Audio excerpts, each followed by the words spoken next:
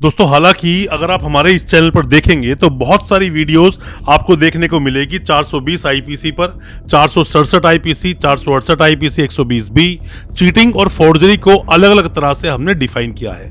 बहुत बार आपको बताया है क्या क्या आपके कानूनी अधिकार हैं, किस तरह से आपकी बेल होगी, एंटीसिपेटरी बेल लेने में क्या गलतियां बिल्कुल ना करें और किस आधार पर आपकी बेल हो सकती है। 420, 467, 468, 471, 120 बी जैसे जो ऑफेंसेस होते हैं, ये जो ऑफेंस है चीटिंग और फोर्जरी को ही दर्शाता है, बताता है। मान लीजिए किसी भी इंसान के साथ में आपने ठगी की और वहां पर फॉर्ज डॉक्यूमेंट का भी इस्तेमाल किया। यहां पर आता है 467 आईपीसी पिक्चर में, और यहां पर जो 467 है वो बार कर देता है कि यहां पर 41A का नोटिस देना मैंडेटरी नहीं है आपको। हालांकि 41A का नोटिस पुलिस कुछ केसेस में दे सकती है बट मैंडेटरी नहीं है। जैसे कि 420 आईपीसी अगर सिर्फ ये ऑफेंस हो तो 7 साल तक के मामले जो होते हैं सजा के, उसमें 41A का नोटिस देना मैंडेटरी होता है, बट 467 में मैंडेटरी नहीं होता प्रोविजन। सिर्फ और सिर्फ डॉक्यूमेंट की फॉर्जरी से रिलेट करता है ये केस। फिर चाहे आपकी मार्कशीट को फॉर्ज किया हो, फिर चाहे फर्जी मार्कशीट आपने कहीं पर इस्तेमाल की हो, आपने कोई फर्जी डॉक्यूमेंट से अकाउंट खुलवाया हो, फर्जी डॉक्यूमेंट के आधार पर किसी साथ में आपने ठगी की हो, मतलब कि फर्जी डॉक्यूमेंट, जो डॉक्यूमेंट जेन्युइन नहीं है उसे कहीं पर भी इस्तेमाल किया या किसी भी तरह से फॉर्ज किया तो यह मामला 467 आईपीसी का बन जाएगा। 3 आधार कौन कौन से हैं बेल लेने के अगर आप जेल में हैं, उनके बारे में आज बात करेंगे अपने इस वीडियो के माध्यम से। ज्यादा कुछ जानने के लिए दोस्तों बने रहिए हमारे इस वीडियो के साथ। नमस्कार दोस्तों, फिर एक बार स्वागत करता हूं आप सभी का अपने इस यूट्यूब चैनल पर जिसका नाम है फाइट फॉर ट्रू। मेरा नाम है वीरेंद्र वर्मा। जैसा आप सभी जानते हैं इसी तरह की लीगल अवेयरनेस की वीडियोस आपके लेकर आते हैं और आपको बनाते हैं कानूनी जानकार। दोस्तों आप में से जिसने भी हमारी पुरानी वीडियोस देखी हैं जिसमें मैंने आपको 82, 83 की प्रोसीडिंग के बारे में भी बताया था कि कब कोर्ट भगोड़ा करार दे देता है और उसके बाद आपकी बेल हाई कोर्ट तो क्या सुप्रीम कोर्ट तक आप जाते हैं फिर भी आपकी बेल नहीं होती है, मैंने आपको उसके बारे में बताया। आपको यह भी बताया कि अगर चार्जशीट टाइम से ना लगे तो यहां पर 60 दिन और 90 दिन का जो प्रावधान होता है डिफॉल्ट बेल आप कैसे लेंगे। हालांकि दोनों ही वीडियोस को हम इस वीडियो के एंड में लगा देंगे, उन वीडियो को भी आप देखेंगे, बहुत कुछ आप जान पाएंगे। 3 आधार कौन कौन से हैं बेल लेने के। सबसे पहले आधार की दोस्तों हम बात करते हैं।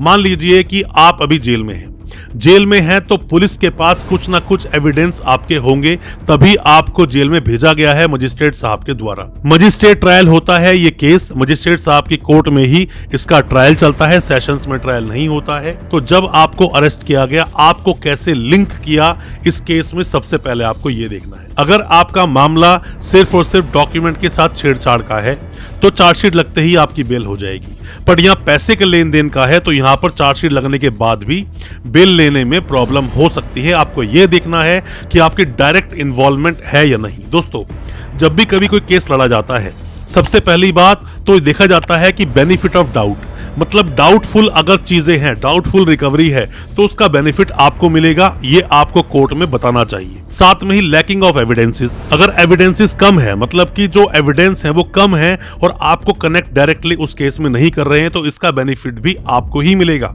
आपकी बेल हो जाएगी। जो भी आपके वकील साहब बेल लगाएं, केस को अच्छे से समझें, और केस को अच्छे से समझने के लिए जरूरी है क्लाइंट से मिलना, या फिर क्लाइंट की फैमिली तो पूरी बात नहीं बता पाती, क्योंकि चीटिंग फोर्जरी में अगर नाम आया है तो पूरी इंफॉर्मेशन फैमिली को होती नहीं है। क्लाइंट से मिलना चाहिए और खास करके इन चीजों को बेनिफिट आपको जरूर लेना चाहिए। और अगर किसी की डायरेक्ट इन्वॉल्वमेंट नहीं आ रही है तो आपकी बेल हो जाएगी। अगर आपकी डायरेक्ट इन्वॉल्वमेंट आ रही है तो यहां पर आता है आपका आधार नंबर 2, मतलब कि दूसरा ग्राउंड आपका यहां पर स्टैंड कर जाता है। अब आप क्या करेंगे, आप वेट करेंगे चार्जशीट का।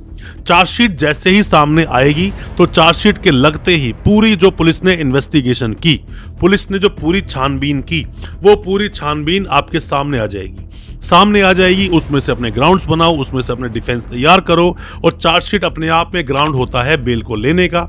यहाँ पर आपके वकील साहब कोर्ट में बोलेंगे इन्वेस्टिगेशन कंप्लीट हो चुकी है, अब क्लाइंट को जेल में रखने का कोई भी पर्पस फुलफिल नहीं होगा, इन्हें बेल पर छोड़ा जाना चाहिए। और बहुत सारी रूलिंग्स भी हैं जिन रूलिंग्स का भी आप इस्तेमाल कर सकते हैं, और वैसे भी दोस्तों बहुत सारे जजमेंट्स भी आए हैं, उन जजमेंट्स का भी आप हवाला दे सकते हैं। बट मैं आपको बता दूं चार्जशीट भी एक ग्राउंड होता है बेल लेने का, चार्जशीट का वेट कर सकते हैं। बट इसका मतलब ये ये नहीं कि आप बेल ना लगाएं। आपको चार्जशीट से पहले बेल लगानी चाहिए, फिर चाहे आप CMM मतलब कि MM कोर्ट में लगाओ, फिर चाहे सेशंस कोर्ट में लगाओ, आप हाई कोर्ट भी जा सकते हो, आप सुप्रीम कोर्ट भी जा सकते हो। अगर आपके पास बोलने के लिए कुछ भी डिफेंस है, अगर आपके पास कोई भी ग्राउंड है, आप बिल्कुल बेल लगा सकते हो। अब हम दोस्तों बात करते हैं तीसरे ग्राउंड की, और तीसरा ग्राउंड बहुत ज्यादा महत्वपूर्ण भी है आपके लिए। होता क्या है, जब जनरली मतलब बहुत सारे मामलों में पुलिस जब आपको अरेस्ट करती है तो पुलिस अरेस्ट करती है सिर्फ और सिर्फ 420 IPC में।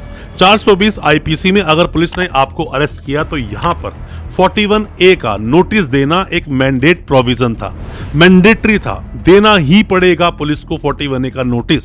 41A का नोटिस अगर आपको नहीं दिया और सीधा आपको अरेस्ट कर लिया था, दोस्तों देखो ऐसा होता है कि जब पुलिस किसी को अरेस्ट करती है तो वहां पर रीजन मेंशन करना पड़ता है कि अरेस्ट की ही जरूरत क्या थी। और अगर किसी को पुलिस अरेस्ट नहीं करती है तो यहां पर भी मेंशन करना पड़ता है कि आपने इस व्यक्ति को अरेस्ट क्यों नहीं किया था। दोनों ही प्रोविजंस में मेंशन करना पड़ता है। पर मैं आपको बताऊं 420 में सिर्फ 420 में आपको अरेस्ट कर लिया बिना नोटिस दिए, तो यहां पर Arnesh Kumar versus state of Bihar 2014 का जजमेंट, और 2022 में एक जजमेंट आया Satyendra Kumar until versus CBI। ये आप जजमेंट का हवाला ले सकते हैं, तो आपको इन आधार पर बेल बिल्कुल मिल जाएगी, क्योंकि ये एक इलीगल अरेस्ट का पार्ट बन जाता है। पुलिस आपको बिना 41A का नोटिस दिए 420 IPC में अरेस्ट नहीं कर सकती। अगर अरेस्ट किया है तो ये एक इलीगल अरेस्ट है, जहां पर आपके आर्टिकल 19 और आर्टिकल 21 का वायलेशन है। क्योंकि अपने देश में सुप्रीम कोर्ट जो भी कोई गाइडलाइन पास करेगा, जो भी कोई गाइडलाइंस आगे दी जाएगी, जो भी जजमेंट्स आएंगे, तो वो देश का कानून बन जाएगा। यही बोलता है कॉन्स्टिट्यूशन ऑफ इंडिया, यही बोलता है भारत का संविधान, आर्टिकल 141, 141 आर्टिकल यही बोलता है। तो आपको इन डिफेंस का सहारा लेना चाहिए, इन ग्राउंड्स का सहारा आप लेंगे, आपकी बेल हो जाएगी।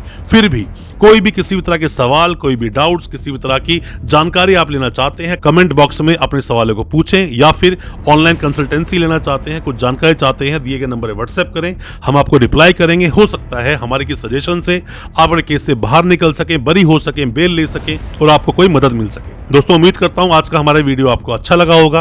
अच्छा लगा हो आज का वीडियो, हमारी वीडियो को ज्यादा से ज्यादा अपने दोस्तों, परिजन, परिवार तक शेयर करें, ताकि वो भी अपने आप को कानून जानकार बना सकें। हमारे चैनल को सब्सक्राइब करना बिल्कुल ना भूलें, साथ में लगा बेल आइकन जरूर दबा दें, ताकि इसी तरह की लीगल अवेयरनेस की वीडियोस आप तक पहुंच सके सबसे पहले। बहुत बहुत शुक्रिया दोस्तों, धन्यवाद हमारे इस वीडियो के साथ बने रहने के लिए।